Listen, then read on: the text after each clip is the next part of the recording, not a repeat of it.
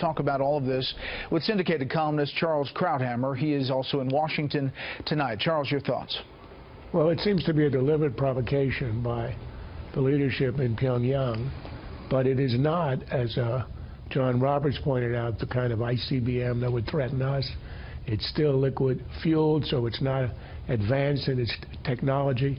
It seems to me simply a deliberate provocation, with us at the Security Council, with our Secretary of State presiding over the meeting, with all the threats, with the President saying we're near, or at least there's a threat of a major conflict here, trying to challenge the Trump administration and say, well, show us what you got. And what the administration seems to be saying is, we got China. Well, we don't see anything from China.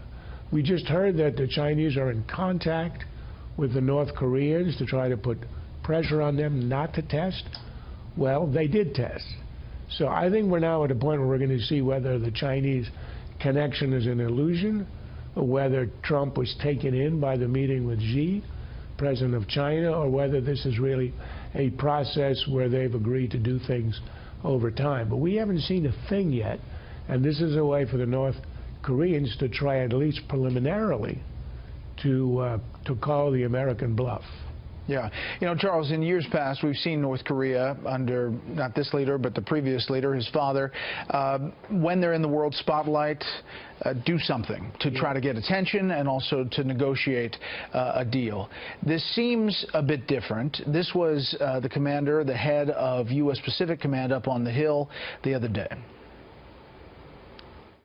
It seems that we are faced with a threat and a leader who is intent on achieving his goal of a nuclear capability against the United States. And it's clear that his goal is a nuclear weapon and the means to deliver it to the United States of America. Is there any doubt in your mind? There is no doubt in my mind, Chairman.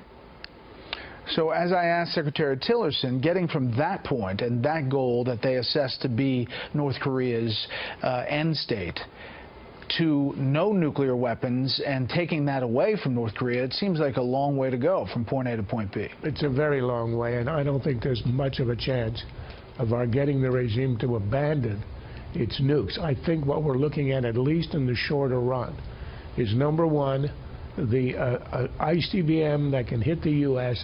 is a red line. The President has said, the administration has established very clearly, we will not allow that, meaning if they get near, we're going to hit it one way or the other. So that's understood.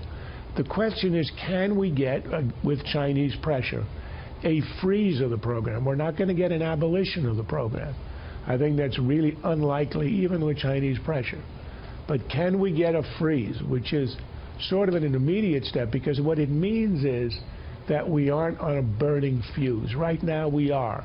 We're a year or two or three away from the red line being crossed and an American city, even on the East Coast, being in the crosshairs of a North Korean nuke. So can we freeze the program so there are no more missile tests of the advanced kind and no more nuclear tests to try to miniaturize the weapon and put it on a warhead? So that, I think, is the medium-range, short-range objective. If it can be achieved, I think it is something that we should want to get.